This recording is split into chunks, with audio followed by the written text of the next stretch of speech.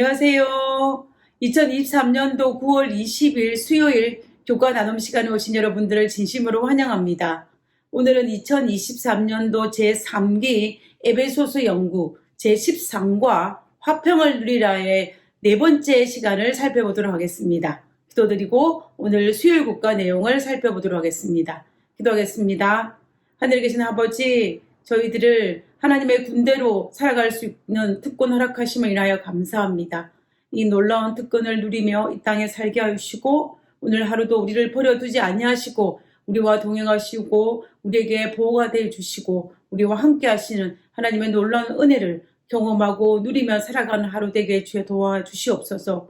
오늘 이 시간에도 주께서 약속하신 주의 영을 부어주옵기를 간구하오며 거룩하신 예수님의 이름으로 기도드렸습니다. 아멘. 우리는 사탄과의 영적 전쟁에서 승리하기 위해서 하나님의 군대인 교회가 어떻게 해야 할지를 살펴보고 있습니다. 우리가 1월 소지에서는 교회 안의 교우들이 어떻게 연합하는 것이 중요한지를 살펴보았습니다. 그리고 월요일 소지에서는 전쟁에 나가기 위해서 필요한 전신갑주 중에서 허리의 띠와 그리고 의의 흉배에 대해서 살펴보았습니다.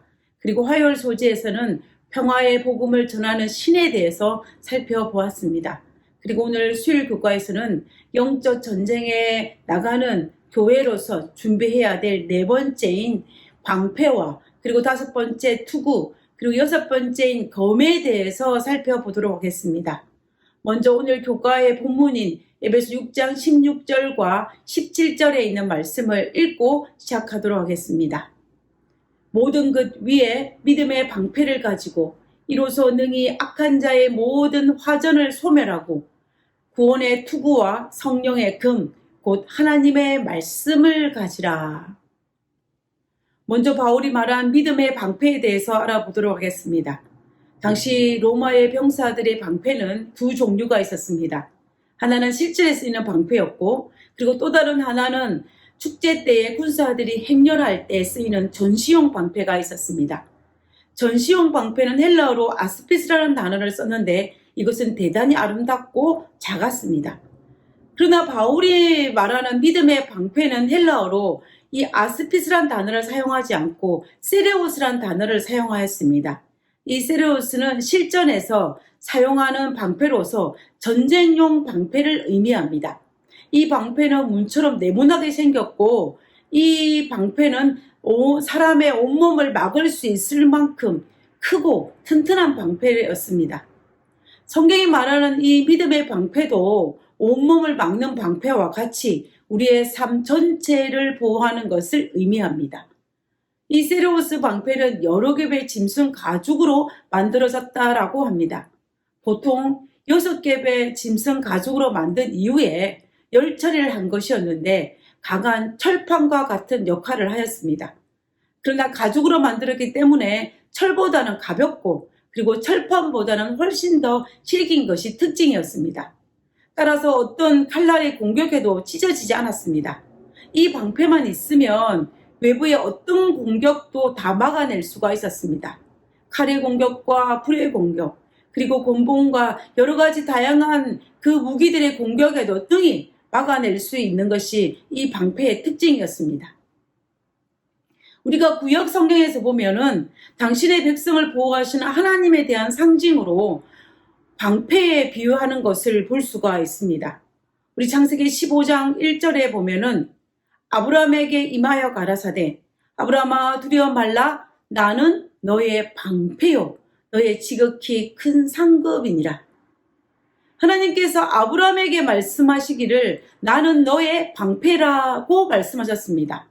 그리고 시편 기자는 시편 3편 3절에 여호와여 주는 나의 방패시오 나의 영광이시오 나의 머리를 드시는 자니이다 라고 하였습니다.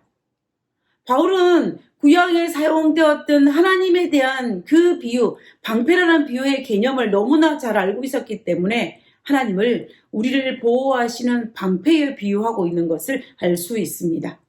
그러므로 우리가 전쟁에 나갈 때에 우리를 보호하시는 방패 되시는 하나님을 모시고 나간다면 우리에게는 안전할 뿐만 아니라 방패 대신 하나님을 비유하는 것은 참으로 합당하다라는 생각을 하게 됩니다. 근데 우리 여기에서 잠깐 생각해 볼 것이 하나 있습니다. 그것은 방패에게 있어서 가장 중요한 것은 뭐냐면 방패를 잘 관리하는 것입니다. 현대의 군인들이 자기의 총을 잘 관리하는 것과 마찬가지로 고대의 로마 병사들은 자신이 가진 방패를 관리하는 것이 굉장히 중요하였습니다. 특별히 전쟁에 사용되었던 이 세리우스 방패는 가죽으로 만들어져 있기 때문에 방패를 제대로 관리하지 아니하면 곧바로 문제가 생겼습니다. 따라서 로마의 병사들은 언제나 잠들기 전에 자기가 가지고 있는 이 방패를 관리하는 습관을 가지고 오셨습니다. 먼저 방패에 올리브 오일을 바르고 헝겊으로 그 방패를 문질렀다라고 합니다.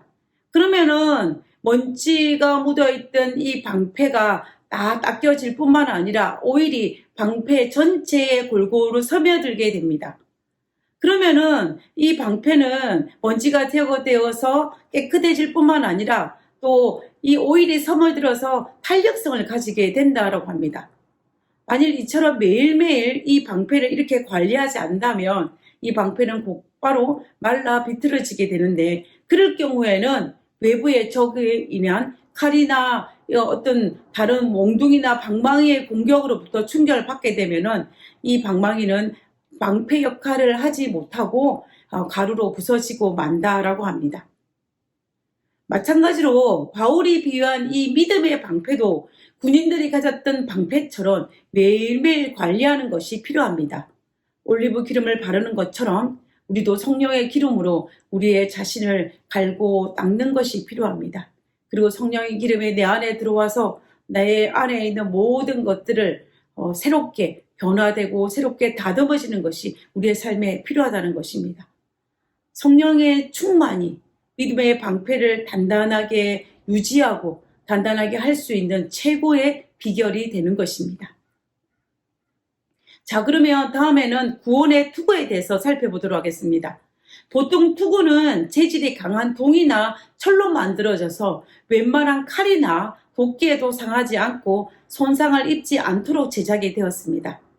우리가 투구의 구조를 살펴보면 머리를 보호하는 방구에다가 목을 보호하는 뒷판과 그리고 귀를 보호하는 보호대, 그리고 이마를 보호하는 보호대, 그리고 뺨을 보호하는 이 보호대가 이 경첩판이 합해져서 만들어진 것이 바로 투구였습니다. 그래서 웬만한 충격에도 머리가 상하지 않도록 제작되어진 것이 바로 투구의 모습이었습니다. 자, 그러면 이 구원의 투구가 의미하는 것이 무엇일까요? 왜 영적 전쟁에서 바울은 이 구원의 투구를 쓰라고 하였을까요? 구원은 당연히 예수님께서 십자가에 달려 돌아가심으로 이루어 놓으셨고, 우리는 그 사실을 믿음으로 말미암아 선물로 주어진 것이 바로 이 구원이었습니다. 결국 예수님께서 부활하셨다는 사실을 믿고 또 예수님께서 우리를 이 땅에 데려오셨다는 사실을 믿음으로 말미암아 우리에게 주어지는 것이 바로 구원인데요. 바울은 그것을 알고 있었기 때문에 우리에게 이 구원의 투구를 쓰라라고 이야기하고 있습니다. 우리가 에베소 2장 28절에 보면 예수님이 우리의 구원이라는 사실은 너무나 정확하게 바울이 설명하고 있습니다. 에베소서 2장 8절에 있는 말씀을 한번 살펴보도록 하겠습니다. 너희가 그 은혜로 인하여 믿음으로 말미암아 구원을 얻었나니 이것이 너희에게서 난 것이 아니오 하나님의 선물이라.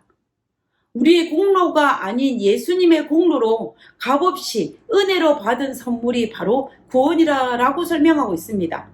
바울은 그 구원을 보호하는 기능을 가진 투구를 머리에 쓰라고 우리에게 권면하고 있습니다. 머리에 쓴다는 것이 또 무엇을 의미할까요? 그리스도가 약속하신 십자가를 통한 그 구원의 능력을 신뢰한다라는 의미입니다.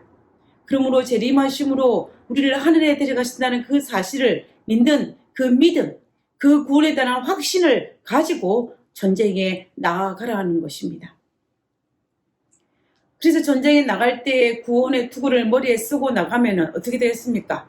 우리가 속한 세상이 아무리 영적으로 암울하고 어둡다 할지라도, 그리고 아무리 영적 전쟁이 치열하다라고 할지라도, 그리고 우리가 사는 세상이 어둡다 할지라도, 그리스도가 약속하신 구원을 바라보기 때문에 우리는 담대히 그 전쟁에 나아갈 수 있을 것입니다. 우리가 구원의 투구를 쓰고 있는 한 사탄은 결코 우리를 이길 수가 없습니다. 그리고 우리는 절대로 사탄 앞에서 벌벌 떨 필요가 없는 것입니다. 왜냐하면 구원에 대한 확신이 우리에게 있기 때문입니다. 전신갑주의 마지막이자 6번째로 준비해야 될 무기는 성령의 금, 곧 하나님의 말씀입니다. 우리가 지금까지 살펴본 전신갑주 중에서 평화와 복음을 전하는 신을 제외하고는 모두가 다 사탄의 공격 앞에서 자기 자신을 보호할 수 있는 방어용이었습니다. 그러나 지금 살펴보게 될 이 성령의 금은 공격력입니다. 여기에서 금은 헬라어로 이 마카이라는 단어를 사용하였는데 이 칼은 아주 독특한 칼을 이 단어를 사용합니다. 이 칼은 상대를 반드시 죽이려 할 때 사용되는 칼로서 공격력 칼이었는데 이것은 정말로 아주 날쌘 칼이었고 그리고 그 어떤 공격에도 가장 예리한 칼을 의미하는 것이었습니다. 헬라어로 이 마카이라는 것은 전신갑주의 성령의 금에 이 단어를 사용한 것은 아주 적절하다고 생각합니다. 이 히브리서 저자도 이 단어를 사용하였는데요. 그러면서 히브리서 4장 12절에 그가 이렇게 설명하고 있습니다.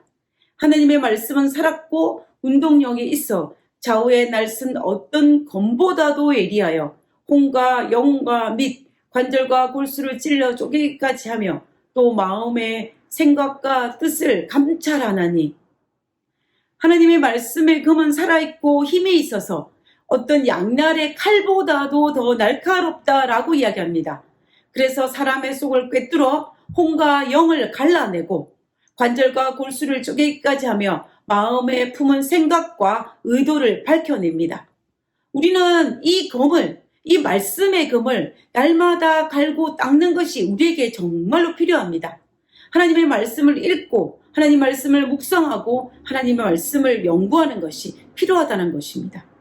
그 말씀이 내 속에 들어와서 내 심령을 쪼개고 내가 그 말씀을 적용하고 그 말씀을 내 삶 속에 드러날 때 사탄이 우리를 공격하면 우리가 그 어떤 공격에도 이 말씀의 검으로 우리가 방어할 수 있을 뿐만 아니라 도리어 사탄을 공격할 수 있는 강력한 무기가 되는 것입니다. 우리가 성경 공부를 하는 것도 이러한 어떤 성경 속에 나타난 어떤 지식을 알기 위해서 성경 공부를 하는 것이 아니고 말씀 속에 숨겨져 있는 하나님의 뜻과 하나님의 품성을 알기 위해서입니다. 하나님을 바로 알기 위해서 우리는 말씀의 검인 성경을 연구하는 것입니다. 그래야만이 사탄이 우리를 공격할 때 우리는 말씀을 통해 배운 하나님의 그 품성과 하나님의 성품을 통하여서 우리는 그 어떤 공격도 이겨낼 수 있을 뿐만 아니라 우리는 도리어 하나님을 공격할 수 있는 것입니다. 예수님의 제자였던 가룟 유다는 예수님을 안다라고 생각했지만 그는 예수님에 대해서 제대로 알지 못한 제자였습니다. 자신이 비록 예수님을 은삼십냥에 팔았지만은 그러나 내가 회개하고 용서를 구하면은 하나님께서 그 죄를 용서해 주시는 분이라는 사실을, 그 품성을 가진 분이라는 사실을 가룟 유다는 알지 못했습니다. 그래서 사탄이 유다의 마음속에 넣어준 그 죄책감에 눌려서 자살을 선택하고 마는 우리는 가룟 유다의 모습을 보게 되는 것입니다. 그러나 가룟 유다와 달리 베드로는 어떻습니까? 베드로는 예수님을 3번이나 부인하고 저주까지 하였습니다. 그러나 이 베드로는 예수님에 대해서 알았기 때문에 사탄이 비록 베드로의 마음속에 죄책감을 넣어 주었지만 그러나 모든 것을 포기하지 아니하고 하나님 앞에 다시 나아가서 회개하고 용서를 구하며 용서해 주신다는 그 하나님의 품성과 하나님의 그 성품을 알았기 때문에 그는 정말 비록 그의 마음속에 죄책감에 눌려 있기는 했지만 어떻게 합니까? 부활하신 예수님의 소식을 듣고 제일 먼저 예수님께 달려갈 수 있는 그 베드로의 모습을 우리는 볼 수 있는 것입니다. 베드로의 마음속에 내가 비록 죄를 지었지만 그러나 그럼에도 불구하고 회개하고 하나님께 용서를 구하며 용서해 주시는 분이 바로 예수님이라는 사실을 베드로는 알고 있었던 것입니다. 사탄은 우리에게도 영적 전쟁에서 하나님의 품성을 오해하게 만들어서 하나님을 떠나도록 우리를 유혹합니다. 여러 가지 방법을 통하여서 사탄은 우리는 그렇게 할 것입니다. 그때에 성령의 금, 말씀의 검을 가진다면, 그것을 통하여서 하나님의 품성을 올바로 안다면 사탄이 우리를 어떤 방법으로 유혹한다 할지라도 우리는 베드로처럼 떠나지 아니하고 든든하게 설 수 있을 것입니다. 그뿐만 아니라 성령의 금, 말씀을 가지고, 하나님의 말씀을 가지고 사탄을 책망할 수도 있고, 누구처럼요? 예수님처럼 사탄을 공격할 수 있을 것입니다. 이 금은 사탄과 싸울 수 있는 무기이며 사탄을 무너뜨릴 수 있는 무기이기 때문에 우리는 반드시 이 무기를 가져야만 합니다. 우리는 지금까지 바울이 사탄과의 영적 전쟁에서 교회가, 그리고 내 개인이 승리할 수 있는 전신갑주, 이 파노플리아라는 완전 무장한 군대의 무기들에 대해서 차례차례 한번 살펴보았습니다. 허리에는 진리의 띠를 띠고, 그리고 하나님의 의의 흥패를 붙이고, 믿음의 방패를 가지고 하나님의 보호하심을 받을 뿐만 아니라, 그리고 구원의 투구를 쓰고, 또 하나님 말씀인 성령의 금을 가지면 우리가 어떤 험난한 세상에 우리 앞에 놓여 있다 할지라도, 그 사탄이 우리에게 어떤 장애물과 유혹을 한다 할지라도 우리는 능히 사탄과의 그 전쟁에서 승리할 수 있을 것입니다. 우리가 이 무기를 가진다면 우리는 이 전쟁은 절대로 패할 수 없는 전쟁입니다. 왜냐하면 이 전쟁은 우리 개인이나 우리 교회가 사탄과 싸우는 전쟁이 아니라 하나님과 사탄과의 전쟁이기 때문입니다. 창조주와 피조물의 전쟁이기 때문에 창조주이신 하나님이 이길 수밖에 없는 전쟁입니다. 그러므로 우리는 이 전쟁에서 일까 질까를 염려하기보다는 내가 얼마나 전쟁에 나갈 준비를 잘했는지 살피는 것이 바로 우리의 일이라는 것입니다. 우리의 몫이라는 것입니다. 우리는 마지막 시대를 살아가고 있습니다. 결코 만만하지 않은 일들이 우리 앞에 펼쳐질 것입니다. 오늘날 우리 교회가 담당해야 할 영적 전쟁이 결코 만만하지 않습니다. 그러나 그럼에도 불구하고 하나님께서 우리에게 말씀하신 이 전신갑주를 입어서 당당히 나아간다면 사탄의 그 어떤 공격에도 우리는 능히 이길 수 있을 것입니다. 우리 모두 우리의 속한 교회가, 그리고 나 자신이 사탄과의 그 전쟁에서 승리할 수 있는 우리 모두가 되기를 간절히 바라면서 기도하고 오늘 교과를 마치도록 하겠습니다. 기도하겠습니다. 최고의 무기와 보장을 제공해 주셔서 감사합니다. 놀라운 약속과 무장을 주셨음에도 제대로 사용하지 않고 실패를 경험하는 부족함을 용서하여 주시옵소서. 우리를 부르실 때 이미 약속하신 은혜와 승리를 오늘도 경험하게 하여 주시옵소서. 하늘에 계신 저희들의 아버지, 우리를 보호하여 주심을 인하여 감사합니다. 그리고 우리에게 공격용 무기인 하나님 말씀을 주셔서 감사합니다. 하나님, 이 모든 것을 갈고 닦아서 우리가 사탄의 어떤 공격에도 잘 대적할 수 있는 믿음의 백성으로 설 수 있도록 주여 도와주시옵소서.